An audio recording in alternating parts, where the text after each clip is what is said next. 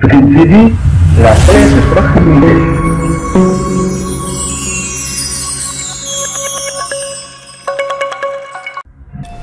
Voilà, salaamaaleykum mbokk yi xarit yi yéen ñi nga xamante ni yéen ñu suivre en direct sur la télé Pikine TV tey ñu ngi fii ci diwaanu Pikine doon dalal ki nga xamante ne nii moom mooy madame la maire soxna Nogay Seck nekk responsable politique fii ci département bu Pikine mu am loo xam ne nag mu ngi lënc ci xelu nit ñi boobu ci suba ba léegi parce que dañu gis ay affiches yoo xam ne boobu ba léegi mu ngi tourné ci réseaux sociaux yi loolu moo tax ñu ñëw fii am ak moom waxtaan bu yaatoo yaatu mu gën ñu see indil ay leeral ndaxte am na lu am jiixi jaaxa si bopp nit ñi te responsable politique bu toll ni moom am na si loo xamante ne bu amee ay lënt rek ci diggante moom ak militants yi wala diggante moom ak askan Pikine bi mu nekk jar na mu indi ci ay leeral loolu moom moo tax tey ñu ñëw toog fii tey fekk si ko fi ci ay biiru mbokkam ak ay biiru nawlem fas yéene am ak moom waxtaan bu yaatoo yaatu maman ñu ngi lay nuyu bu baax te di la bàyyi nga nuyoo ak suñu mbokk internet. waaw ñu ngi lay fay di nuyu bu baax waa Pikine ñu may seetaan ñëpp di nuyu mbokk internet yi di nuyuwaat bu baax sama mbokk sama xarit ak sama wóolóor yi nga xam ne ñu toog fii di nuyu waa Sénégal yëpp. voilà tey ñu xëy gis sa affiche ci réseaux sociaux yi ñu gis sa photo ñu affiché ko ci liste wàllu yeewi ndax loolu mën nga ñu si ñëwal ñu xam réellement ce qui se passe. voilà merci parce que loolu sax bokk na ci li gën a tax ma sàkku jotaay bi parce que ama surprise dama yeewu taal sama connexion ma gis ñu publier ko ma xool kan moo ko publier ko tudd Mouhamed Thiam dëkk Pikine Ouest ma woo ko laaj ko kan moo def lii kan moo defar affiche yi nu waa département bi moo ko jox ñoo ko defar sans me donner de précision. ok bon léegi man militante parti démocratique sénégalais maa ngi fi dugg 1987 à bas âge di militer derrière le frère secrétaire général Maître Abdoulaye Wade que je respecte beaucoup yàlla def tey moom nekkatu fi ma continuer liggéey sama liggéey depuis 2012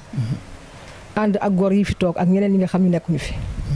parce que lii su am na nu ma ko doon programmer su ngeen ñëwee doon xaj ci mbedd mi parce que du ma n'importe qui ci commune d'arrondissement bi may liggéey ak ñoom liggéey bu set wecc 2012 ñu perte pouvoir département de Pikine baron yi fi nekkoon yëpp daw Ablaye Diop mii maire de Guinaw Rail Sud bokk gis-gis la demoon Aliou Niang yàlla na ko yàlla yërëm moom APR la nekkoon dañ ko koy nangul kan moo fi desoon le frère Amadou Diarra de Pikine Nord le frère Sidi Sall le frère Kansouboulo Ndiaye de Dalifort ak man mi toog ñu war a dem élection législative le 31 juillet 2012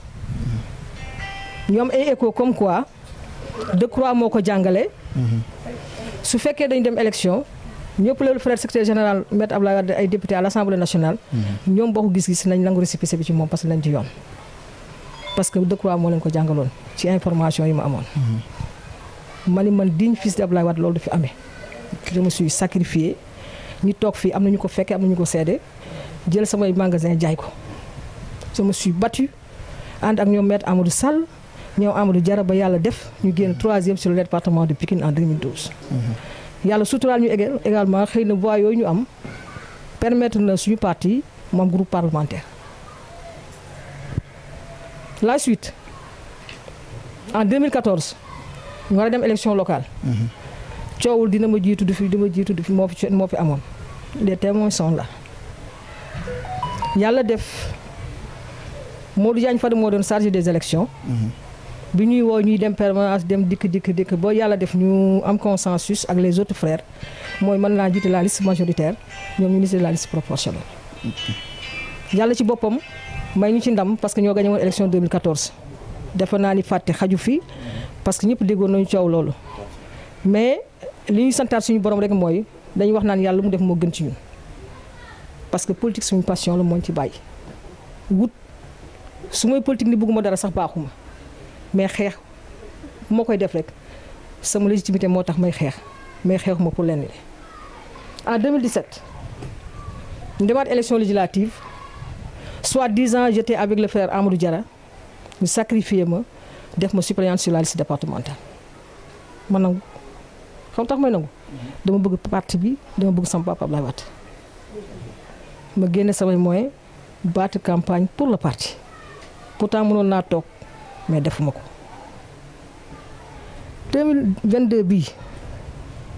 pour ma jot sama plénipotentiaire il y a eu tous les problèmes du monde maa ngi ko jot 112 heures avant ñuy def avant ñu déposer liste yi sans alliés nous sommes parvenus à avoir 2733 voix au niveau de la commune sans alliés je dis beneen frange du PDS bi ñu duñu ànd ak man génn dem am 500 et quelques voix ñoom ñoo jël ndaare ci commune benn conseil municipal la ñu am j'ai 6 conseils municipaux samay mooy propre la battre campagne depuis ma nekkee ci parti bi bu dëggandi si ñi mën nañu ma seede sans mooy propre la gérer parti bi parce que 2012 ñoom li ñu defoon su ma ko defoon lu ñu xëccoo tey du fi nekk ah yàlla def na nag def nañu leen neex def nañu seen investiture amul problème def nañu suppléante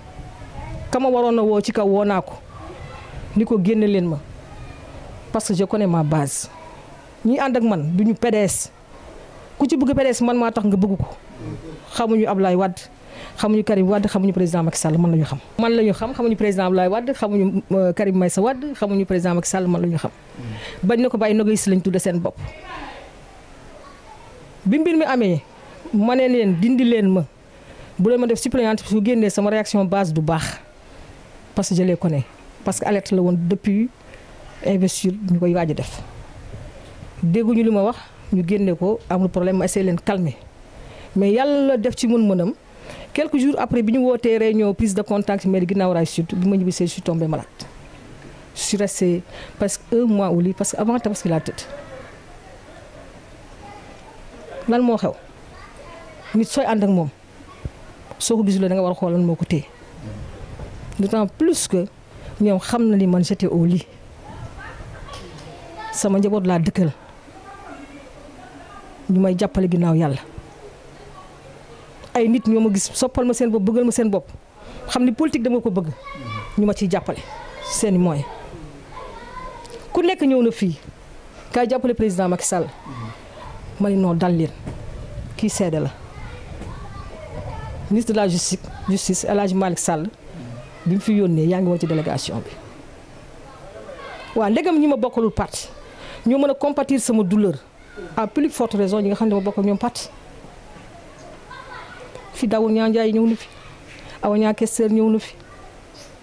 Ndiawar Paye ñëw na fi El Hadj Malick Sall et tant d'autres Pape Sagna Mbaye Pape Gorgui Ndong woo na ma Amadou Diarra on s'est vu mais ma ne naa taxaw xaar rek xam nga lu ma gën a métti ci àddina ñàkk laa yëg ci li nga nekk mooy manque de considération voilà bu ñu déggee bu baax li ngay wax mooy frustration bokk na si. li ñu bëgg a xam mooy. bi ngay rejoindre Benno Bokk Yaakaar. ndax xamoon nga ne yow. investir nañ la si liste wàllu Yewwi Antel. effectivement parfaitement parce que bi ñu investir bi ñu déposé liste yi amoon 112 heures pour changer wax naa leen ko bëgguñu ko ñu bàyyi ko noonu ñu génne ko mu assumé ko amul problème maa gën a xam ne ci liste bi laa nekk mais du ma seen second roue. gën ñu maa nekk responsable du problème mu falu parce que ay liste ñooy taxaw kii falu suñu borom moo koy fal ay liste la ñuy teg mais ki waru falu suñu borom moo koy tànn fal ko du problème bëgg falu mais manque de considération moo indi loolu. da nga jàpp ne fi ñu la teg foofu mérite woo foofu du sa place. mais le département yi dama ni la ñoom li ñu defoon 2012 su ma ko defoon lu ñuy xëccoo du fi am 2012 bi ñu pertee fraîchement le pouvoir te ñoom Abdoulaye defal leen lu nekk.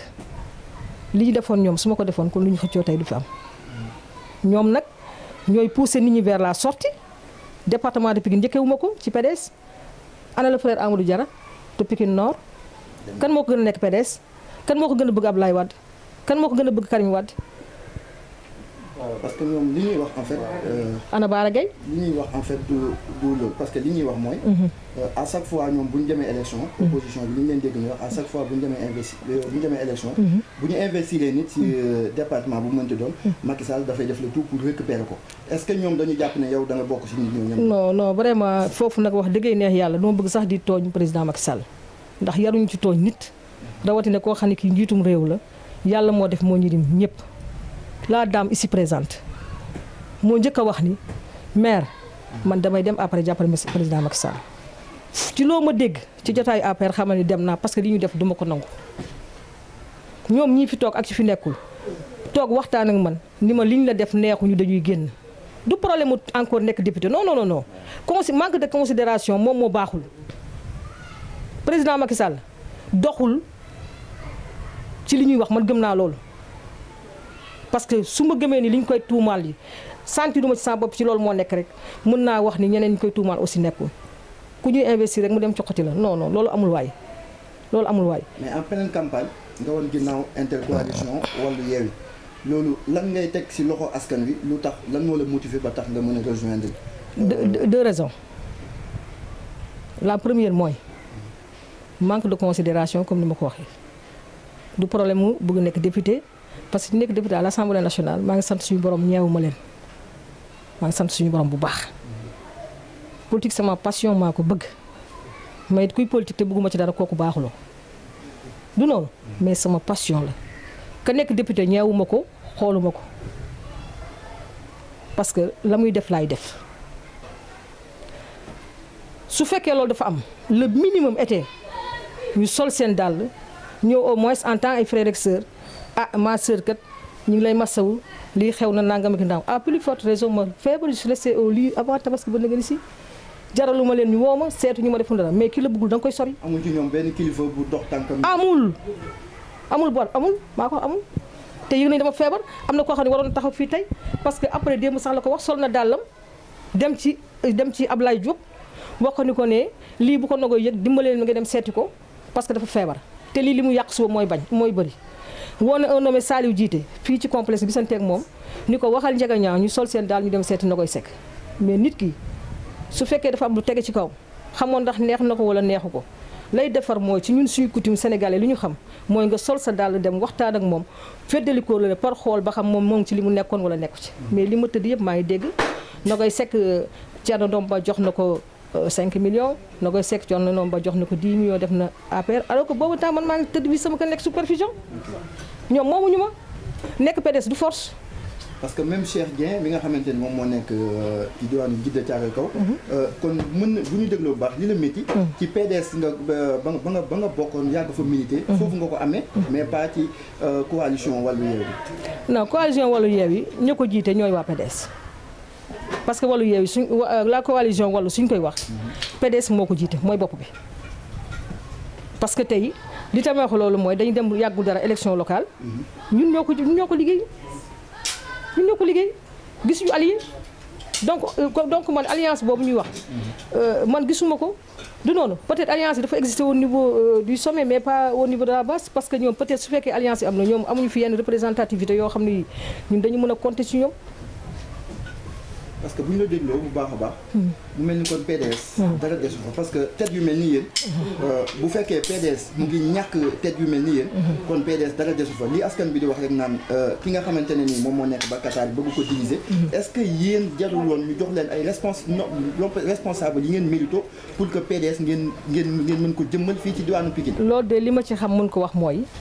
man du ma blâmer Karim Wade parce que li ma ci xam wax ko mooy. bi coowal dañuy def intercoalition Yewwi Wallu Karim Wade avait refusé dans un premier temps il avait dit non dans un premier temps ci li ma wax xam naa ko maîtriser naa ko léegi nag par la suite lan moo tax mu accepté ou bien par la suite lan moo tax ñoom ñu def li leen neex suñu borom rek moo ko xam mais au début Karim avait refusé catégoriquement parce que lu tax Karim ñun ñoo ko porté pour mu nekk candidat man mii ci délégué yi laa bokkoon yàlla def 2019 demul kon waruñu ko may di ko xañ chance boobu nga xam ni peut-être suba war na fi mën a nekk président parce que nag bàyyam liggéey na ko fi du noonu ma nga nekk fële ñun ñu nekk fii ñoo waroon taxaw temm pour que loolu mën a nekk mais 2024 ñëwagul nga def benn intercoalition boo xam ne bii man sama analyse li ma tiré mooy ñu ngi jël di gas bu mu suul di jël Karim Wade di ko suul man sama analyse loolu la ma may. léegi le fait que rejoindre nga parti au pouvoir sa taxawaay fii ci diwaanu Pikine. lan nga mébét ak ban taxawaay nga ci fas yéene am. waaw encore une fois damay remercier bu baax ñi ma àndal d'abord parce que sans ñoom du ma dara. benn lam du yëngatu Nogoy Seck bu ñu koy wax ñii fi toog ak ñi fi nekkul ñoo tax ñu naan Nogoy Seck kon ñoom laay sant d'abord ci courage bi ñu am ba nangu man ma dem jàppale le président Macky Sall pour mu am majorité assemblée nationale. mais ña dox loolu aussi ñu ngi leen di santaat bu baax ma ci saluer bu baax a baax Thierno Ndomba di sant le maire Daoud Niang Ndiaye candidat di sant Awa Niang questeur à l'Assemblée nationale candidat di sant également Pape Sagna Mbaye sama frère wax naa la ko fi sànq Pape Sagna ñu maintenons des relations particulières sama frère la sama doomu ndey la sama lépp la mais aussi di sant le ministre de la justice El Hadji Malick Sall parce que seeni dox moo indi lii. maman nga yaakaar ne def loo risque ci dem rejoindre parti au pouvoir. non ñëpp xam nañ ne deux ans moom moo leen fi dese est-ce que def loo risque ci sa carrière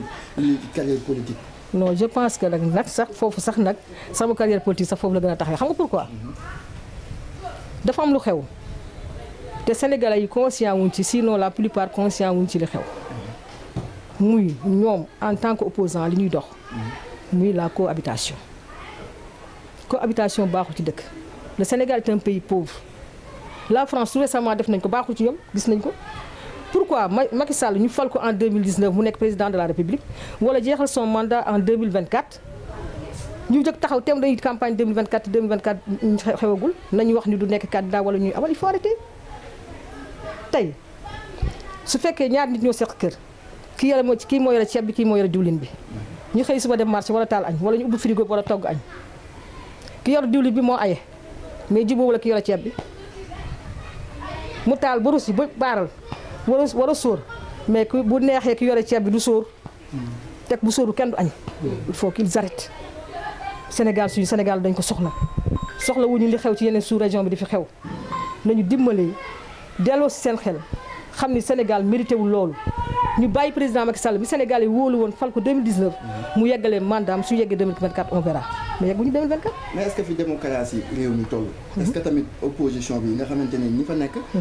ñëpp jàpp nañ ne ay responsable lañ. est-ce que dem nañ bay yegg foo xamante ne nii nar nañu bloqué réew mi ak te askan bi toog di leen seetaan est-ce que ñoom fi démocratie réew mi toll est-ce que jàpp nga ne dinañ def loolu. xam nga su nit taxawee rek ni na wax tout de suite ni du def 3e mandat y a problème. du nekk candidat. pourquoi. yow am nga fitu jàkkaarloog man ni ma bul nekk candidat ma taxaw naan du ma nekk candidat et puis ñoom dégguñu sax président Macky Sall di wax 3e mandat tollooguñu foofu bu ñu anticiper. mais dañ ne na si addu quoi. non parce que moom addu na si adduwaat si. non defal ndànk dama ne problème mu 3e mandat constitution moo koy réglé du ñoom du man suñu dëkk ay charte moo ko tënk problème 3e mandat du ñoom du man constitution moo koy réglé. du noonu mais dañoo yeggagul ci 2024 on est en 2022. ngeen a bëgg ñu wax waxu 2022 bi ñu nekk. ba ñu pare ba ñu wax affaire ba pare. après doo ko jublu si 2024. voilà mais loolu mooy logique mais xanaa balaa ngay taar reer da ngay togg añ ba pare. nooy xëy suba damay togg reer ba pare soo ko togg añ te añ ngay njëkk a def. ñoom ci seen loolu lañ nekk parce que dañu. non arrêtez gis nga cette opposition là man lii ñuy def nii d'accord ma ci de façon volontaire man ak ñi may àndal ñoo taxaw décider soutenir le président Macky Sall pour am une majorité écrasante à l'Assemblée nationale pour que Sénégal mën a dox ni mu war a doxee 2024 dafa jotagul bu ñu waxee 2024 jotagul. parce que du ma ne oui du ma ne non moom moo tax gars yi di ko campagne. non parce que moom moo leen may prox ndoll boobu. pour tamit opposition bi je dis ñu ngi ci seen loolu. gis nga man lu ma bëgg falu yaa ngi suivre le maire Amadou Diarra lu ma bëgg fauteuilam bii naa ko bàyyi mu yeggale mandat Sénégal ay population Pikine Nord ñoo ko fal le maire Cheikh Diop qui est là à Pikine Ouest la population de Pikine Ouest ñoo ko choisir fal ko pourquoi bëgg ko commencer campagne 2029 tey man te on est en 2022 pourquoi bëgg a commencer campagne 2027. léegi bu ko defee yéen ngeen liggéey rek yéen ñu nekk parti. non parce que ñoom ci seen rôle lañ nekk. waaw dama ni liggéey dafay ànd ak stabilité dëkk bi dañ ko soxla parce que suñuy doom ñoo fi nekk suñuy rakk ñoo fi nekk seeni problème moo ñu préoccupé àddina fi dafa metti on vit une conjoncture mondiale due à la guerre de l'Ukraine et de la Russie àddina bi yëpp moo ko yëg tey fii litre de l'huile fi jar 1600 francs en Europe mi ngi fi jar 4000 francs kon conjoncture bi elle est mondiale buñ ko exploité di yàq dëkk bi parce que sinon dina am lu fi porox ndoolu dugg li xew Mali ñaan ñu yàlla mu yegg si fii ñaan ñu ko yàlla. est-ce que bu ñu jógee ci lii tamit jarul tamit. ñu toog xoolaat tamit suñu réew ñu tàmbalee li nga xamante ne ni moom mooy autosuffisance alimentaire bay dundee nga xamante ne ni bés bu nga xamante ne nii sax Russie problème bi fa am. boobaa du impacté Sénégal ndax réew moo xam ne am na pétrole am na gaz. am na or am na suuf su yaatu. am na ndox. réew moomu noonu bu fekkee dañuy bëgg a xaar ci yeneen réew pour di dund tamit problème dina am. te moo ñu indil jafe-jafe yi nga xamante ni ñu ngi koy dund actuellement. loolu kenn wérati ko Sénégalais bu nekk yow yaa war a tëdd nga sa conscience nga analyse sa xool ndax lii xew Sénégal wala lii xew ci àddina bi ñun ban matuwaay la ñu war a taxaw pour que au moins souffrance bi moo ñu wàññeeku parce que tey jii nii fii mais ñu ngi fi bay ceeb ñu ngi fi bay ceeb mais am na yoo xam ne boo leen ko toggaloo duñ ko togg yow soo ko jëlee jox sa jabar du ko togg waxal waaw. waaw est-ce que du toppatoo bi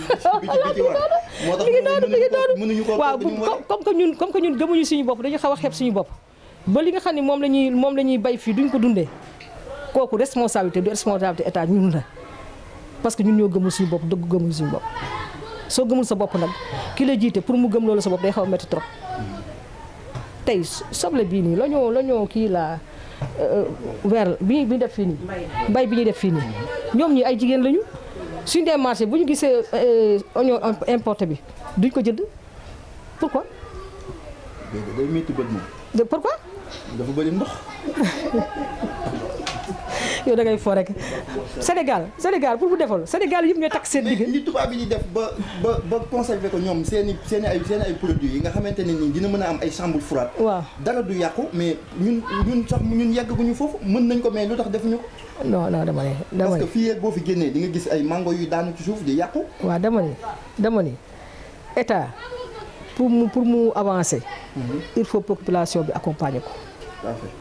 su état bëggee dem te population taxawul pour accompagner ko day metti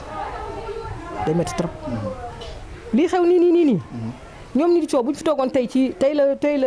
26 tey suñu fi toogoon ñoom tey duñ ko mën a régler parce que àddina moo toll foofu. voilà émission bi xëy na mu ngi waaj a jeex mais bala ñoo tënk rek. nga wax ñu sa gis-gis. ci ensemble bi nga xamante ne ni. moom lañ gis. moom lañ gisoon. waaw ndax am nga si lu la neex ndax am nga si lu la naqari ndax façon député yi ñu bëggoon. ba tax tey nit ñi bëgg a def changement. lépp mënta parfait. ndax mën nga ñoo wax tey buñ la doon laaj tey sa xalaat tey ci loolu loo ñuy wax. waaw xam nga kër goo dem rek am na ay bërëb galas à commencer par sama kër à commencer par sa kër yow. assemblée boo mënti gis ci àddina am na ñoo xam ni ba àddina yi fay benn comportement bi ñuy am moom la ñuy am duñ ko bàyyi man président moo ma fal. lu mu bëgg moom laa bëgg législature fi mos a jaar yëpp loolu lañ doon dund suba loolu mooy xewaat ñoom ñuy investir ñu xool baax ñuy investir parce que en voyant la liste de Bokk Yaakaar la liste départementale de Bokk Yaakaar xool naa ko étudier naa ko baax a baax mais par rapport au choix qu'ils ont fait man damay apprécier waaw parce que tey si je prends quelqu'un comme le maire Amadou Diarra ñëpp xam nañu taxawaayam ci assemblée parce que nekkoon na fa. le maire Pape Sagna Mbaye ñëpp xam nañu taxawaayam assemblée parce que nekk na fa. ma nga fa nii le maire Daoud Ndiaye il était député taxawaayam Sénégalais yi gisoon nañ ko Pikine gisoon nañ ko. il était derrière Mamadou Seck bi muy nekk député Mamadou Seck nekk président assemblée nationale taxawaayam Sénégalais yëpp gisoon nañ ko Pikine yëpp gisoon nañ ko. du noonu ñu investir d'autres personnes la sœur Awa Niang de Dalifort mu ngi assemblée. elle est questeur mais ni mu fa taxawee rafet na wala rafetul. si ah. la dame là elle est très humble. kooku ñëpp ko bëgg. am déet. taxawaayam am na solo. ah kan mooy ndax Rama Maki kooku mënuñu ko juger parce que defagul lu ñu gis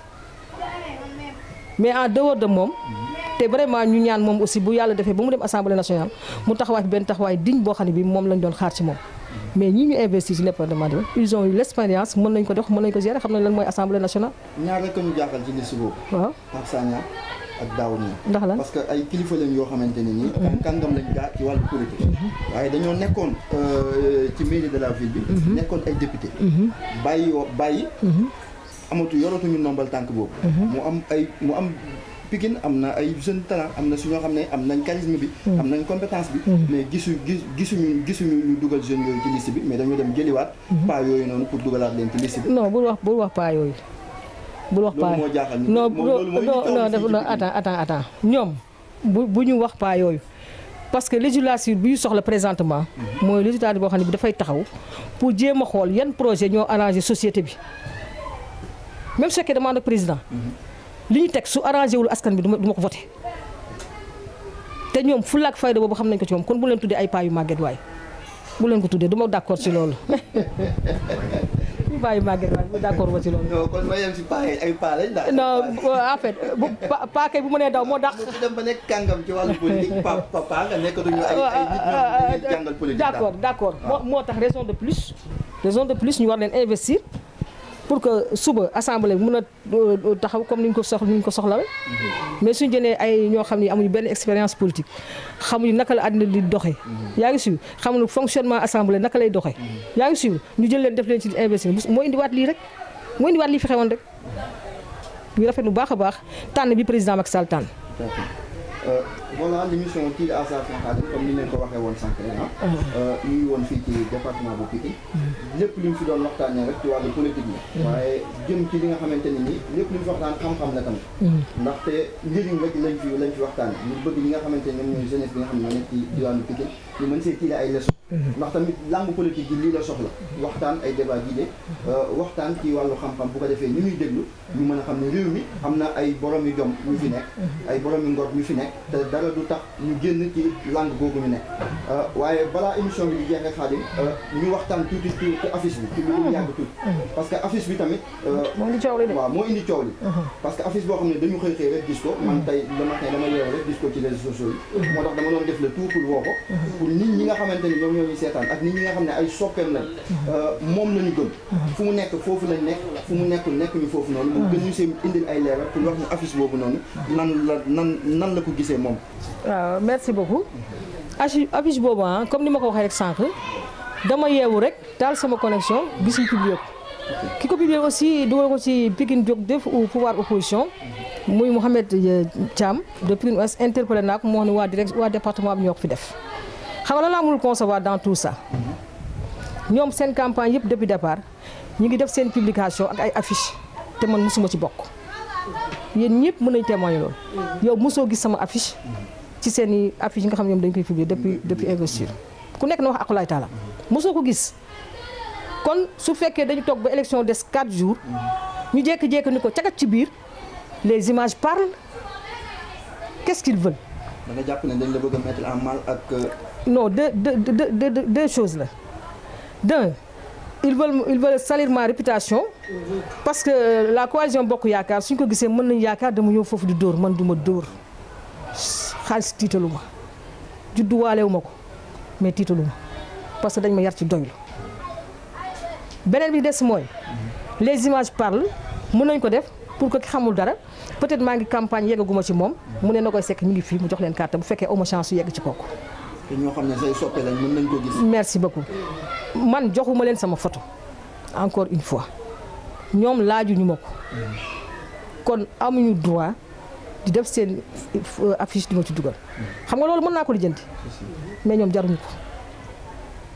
parce que yoon dafa am image yu jàmbur soo koy publier da nga ko war a tàggu mais cëpp dugg ci ndat bi ou bien xaw ma fan génne sama photo capturé ko dem dugal ko seen kii te tàgguwuñ ma tooñ nañ ma du ma leen ko baal àddina du ma leen ko baal laaxira parce que man gor la maa opté et j'assume de soutenir la coalition Bokk Yaakaar derrière président Macky Sall. yaa ngi sûr j'assume ñi ma àndal assumé nañ ko yaa ngi sûr man du ma demee du ma xool téléviseur yàgg nañu wax na koy sekk dem na Bokk Yaakaar dem na mais maa ngi soog a dem damay ci taq rib parce que dugg naa ci biir dama musul dem maa ngi soog a dem maa ngi soog a dugg te damay dugg dama ci taq rib du ma génn xaatuma génnaat man ak ñoom ba li des suñu dund politique buñ ma tooñ sama photo boobu ñu jël def ko seen affiche dama leen di wax ñu retirer ko immédiatement ci dëkk bi laa dëkk xam naa dëkk bi naka lay fonctionner ils n'ont pas droit personne n'a droit de prendre ma photo di ko publier sans mon aval sans même me consulter joxu ma leen sama photo sama doom joxu leen sama photo sama jëkkër joxu leen sama photo sama rakk joxu leen photo sama mbokk sama militante yi joxuñu leen sama photo fan lañu jël ça c'est du vol ça c'est du triche vous n'avez pas droit à le faire nañ ko dindi. bu dee erreur moo tax ñu def ko dinañ ko dindi. c'est pas une erreur xam nga lu tax photo boobu dafa yàgg. photo bi ñu affiché foofu. photo bi ñuy affiché dafa yàgg photo boobu sax amatuma ko sama kër. waaw par rapport ak bi nga ma envoyé. amatuma ko sa photo boobu boo xoolee xam ne ak tey du benn parce que photo boobu bi ñu koy def j'étais xaw ma ne juste ma dama feebaroon comme nii may soog a tane juste di génn kii moo ma tiré photo bi. parce que sama booy bi liggéey fii ci biir kër Ibrahima moo wax mais taxawul ñu photo wu kii moo tiré boobu moo tiré bi mu ànd ak moom bi ma ànd ak moom sax moo def prise fii ça fait des années buñ ma laajoon sama photo du ma leen ko jox kon amuñu droit sàcc sama photo di ko dugal dañ ma tooñ te du ma leen ko baal te nañ ko dindi. voilà ñoom dégg nañ la bu baax. nañ dindi sama photo du ma leen ko baal nañ ko dindi santu ma leen ko joxuma leen sama photo ànduma ak ñoom maa àndoon ak ñoom banaa leen di sant bu baax le président Abdoulaye Wade di remercier di santaat sama frère Karim Meïssa Wade àndatuma ak ñoom sama photo nañ ko dindi ci nii wala ci nele sàcc baaxul. oui noonu moo bokkoon bàyyi na. loolu dafa amu ci droit. bu ko kenn tooñ. tooñu ma leen buñ ma tooñ. waaw moo bokkoon ba muy neex léegi bàyyi na. bu ko kenn xoolal démb par hasard démb la hasard par hasard ay xale yu ndaw la ñu entre 7 ans 8 ans 10 ans maximum 12 ans dañoo ñëwoon di sabaru fii sama buntu kër. ñëw fekk si ma fii la vendredi vers 16h ñu ne ma leen lii lan la ñun dañuy sabaru suba yaay suñu marraine ma ne kañ ngeen sabaru ñu ni suba ma ne suba loolu jàmp na di mais garaawul vers 17h rek ma dégg ñu commencé tëgg sabar fii sama buntu kër bon loolu bi mu amee ma sangu pare génn ñëw taxaw nii ci buntu bi jël enveloppe bi ma leen jox ko kii moo leen ko jox lan moo xew sama benn doom bu ndaw mu ne ma yaay wàccal ma ne ko lu may wàcc mu ne ñi itam say kii lañ wàccal nga foog ñoom tuuti ñu sentir ne sax yëg nga leen ma jóg dugg ci biir di fecc ak ñoom fecc xale ñoo jekki naan maki ma naan maki xoolal xaw ma kan moo leen jox image bi ñu jël ko dugal ko ci groupe wàllu loolu du tooñ maam Jaara femme moo ko dugal groupe wàllu fu mu ko jëlee ku ko jox ñoom ñaar ñëpp ay naafeq luñ parce que man bàyyi naa leen seen affaire dala intéresse ma ci barki démb fi laa toog ñu jaar ak seen oto lijjantiwu ma leen toppatoowu ma leen sama buntu kër demandé témoin aller retour lijjantiwu ma leen ma li ma def xam naa ni ma koy defee nan la parce que du tey laa mos a politique xam naa ni ma koy defee nan la te ñaan naa suñu borom ci barke yonent bi sallallahu alayhi wa sallam ndegam man tooñu ma leen ndegam man defuma dara lu war a tax ñoom ñu may ñàkkal fayda nii yal na ma yàlla may seen ndam seen kaw may ma ndam mooy yal na yàlla may président Macky Sall ndam seen kaw ci barke yonent bi sallallahu alayhi wa sallam merci. waxtaan bi am na solo ñu ngi woon ak maman Nogaye Seck fi nga xamante ni moom mooy diwaanu Pikine indi na ay leeral yu am solo ci li nga xamante moom moo di affiche bi ak li nga xamante ne ni moom moo tax mu rejoindre parti au pouvoir indi na si ay leeral bu baax a baax yaakaar naa ne buñ ko déggee tamit li mu wax tamit xel mën na ko nangu par rapport ak ñi nga xamante ne nii amuñu benn conviction amuñu ambition tamit ci li ñuy def dañuy dem rek pour bëgg a dem leeral yi ñu fi indi yaakaar naa ne nekk na ay leeral yu am solo te tamit nit ku nite bu ko déggee dina xam bu baax li nga xamante ne ni moom lay wax ndax politique tamit njëriñ la même boo si yow mën nga see jëriñ mën nga see jëriñ tamit ñi nga xam ne ñoom ñoo la topp ndax dafa am ñoo la topp te yàlla tax am ñoo xam dañ laa topp te sopp la te ñooñu tamit saa bu njëriñ génnee ci wàllu politique ñoom dañ siy jëriñ kon politique tamit njëriñ mu ngi si da ngeen a nekk ay nit fii nga nekk ay politiciens lépp lu nit di def seen dërëm du si jóg dinañ leen fëgg à la kuliyal ndax tamit yéen a opté pour jaamu soxla askan tout à fait kon loolu tamit ñu ngi leen si sant bu baax leen gërëm émission bi jeex na maman lan ngay tàggatoo ak suñu mbokk waaw li may tàggatoo rek mbokku internet yi mooy santaat bu baax sama base politique ba xam ne ñoom laa àndal ku ci nekk ñoom nekk responsable mënoon taxawal sa bopp à l'occurrence Adja Yacine Ndiaye nga xam ni jëkkëram ak man ñoo sosoon fii PDS fii ci fi ñu nekk ak ànd koog suñu mag di dama wàcc xale yi après dañu dab parce que politique day dox day évoluer du noonu ma leen di sant bu baax di wax gën leen a taxaw fu ngeen demagul woon dem leen fa bu kenn utiliser suñu image ne leen man Adja Nogaye Seck ak yéen ñuy àndal coalition Bokk Yaakaar la ñuy woteel pour stabilité dëkk bi mbokk internet yi aussi maa leen koy ñaan ñu voté la coalition Bokk Yaakaar pour qu'au soir du 31 le président Macky Sall mën a am majorité à l'Assemblée nationale pour mën a yeggee projet yu mu yor bu leen manipuler yeggaguñ ci 2024 ci kanam la bu yeggee 2024 on verra maa ngi sant ñëpp di leen gërëmaat di la sant bu baax parce que lii vraiment mënu ma ko woon wax ci mu dem mais permettre ngeen ma tey mun a jàllal message boo xam ne bii àddina yëpp nañ ko dégg. di santaat ñëpp su ma limee damay juum Ibou maa leen sant Khady Thiam le Iba Mbaye Diop Aji Fall daagu daan daaru bon Taliba Cheikh maa ko Mbaye sama frère yàlla moo ko fi indi Dieynaba Adja Ngoma wàcc sama mag Ablaye Diallo sama conseiller en communication di santaat Assou Dioum Adja Yacine Ndiaye Fama Ndiaye daagu daan ñoom Mama Gueye ak ñi fi nekkul ñëpp bugguma juum su ma lumee damay jëm sant naa ñëpp gërëm naa ñëpp di wax ñu gën a defaraat taxawaay yi pour que 31 incha allah rabi ñu mën a jox le président Macky Sall une majorité écrasante à l'Assemblée nationale merci. voilà muy noonu Khadim comme ni ñu ko doon waxee sànq rek ñi nga xamante ne nii souvent tamit ñoom ñooy ànd ak politiciens yi des fois ànd nawle ñu ci ëpp ànd nawle la ñuy ànd ak ànd gor ndax leader bi nekk ci kaw mën nañ koo bañ a gëm waaye ki nekk ci base bi kooku la ñuy gëm fu mu jëm foofu lañ jëm li mu wax loolu lañ wax loolu moom moo métti ci ñi nga xamante ne ñoom ñooy ànd ak homme politique yi kon ñu ngi leen di ñaan rek ngeen gën a taxawaat jeunesse bi taxawaat jeunesse su Pikine di leen ñaan rek tamit ngeen woy di ñu topp sur la chaîne YouTube Télé Pikine TV fii la ñu nekk si diwaanu Pikine Pikine mooy suñu doole Pikine moom la ñu yaakaar ci lépp loo xamante ne ni bëgg nañ faa yóbbu télé bi nga xam ne mooy Télé Pikine TV mbokk yi loolu moo nekkoon waxtaan bi ñu ngi leen di sant bu baax di leen gërëm di leen jaajëfal ki nekk ci micro bi Ibou Ndiaye la Khadim mooy suñu technicien bi ñu ngi leen di jaajëfal bu baax a baax. Merci.